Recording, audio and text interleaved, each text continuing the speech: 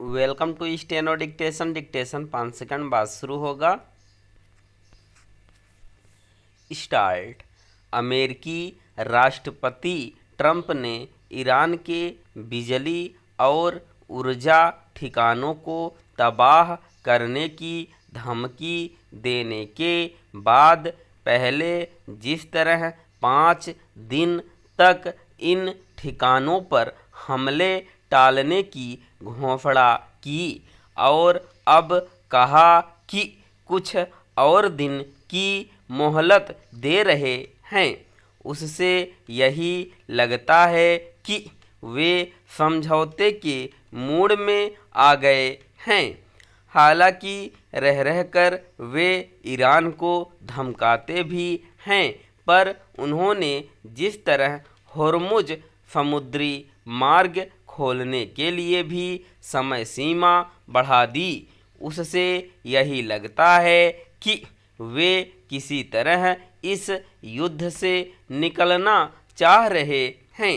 उनके ऐसे संकेतों के बाद भी यह कहना कठिन है कि अमेरिका, इजरायल और ईरान के बीच छिड़ा युद्ध थम जाएगा। इसका कारण यह है कि ईरान बिना इस भरोसे अपने कदम पीछे खींचने के लिए तैयार नहीं कि उस पर फिर हमला नहीं किया जाएगा। किस तरह ईरान अमेरिका की युद्ध विराम संबंधी शर्तें मानने के लिए तैयार नहीं हो सकता, वैसे ही अमेरिका और इजरायल के लिए भी उसकी शर्तें मानना संभव नहीं। वास्तव में इसी कारण युद्ध थमता नहीं दिख रहा है। जहां इजरायल ईरान को निशाना बनाने में लगा हुआ है, वहीं ईरान उस पर हमले करने के साथ ही अपने पड़ोसी देशों पर मिसाइलें दाग रहा है। यह स्वाभाविक ही है कि इससे इन देशों का धैर्य जवाब दे रहा है। ये देश इसलिए अधिक परेशान हैं कि ईरान उनके नागरिक और ऊर्जा ठिकानों को भी निशाना बना रहा है। यदि खाड़ी के देशों ने ईरान पर जवाबी हमले करने शुरू किए तो युद्ध एक नए मोड़ पर पहुंच जाएगा।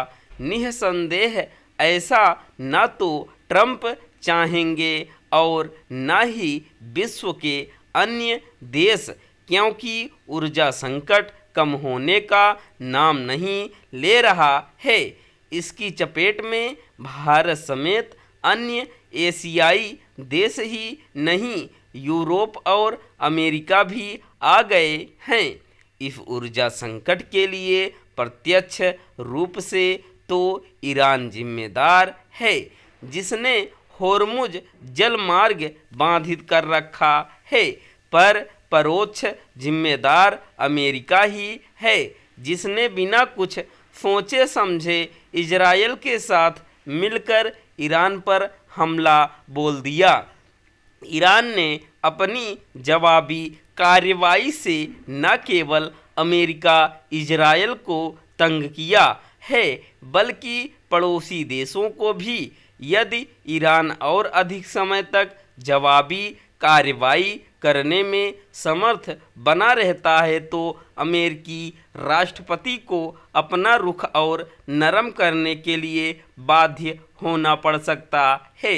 इस स्थिति में उनका प्रभाव कम ही होगा, न केवल अमेरिका में बल्कि अंतर्राष्ट्रीय मंचों पर भी।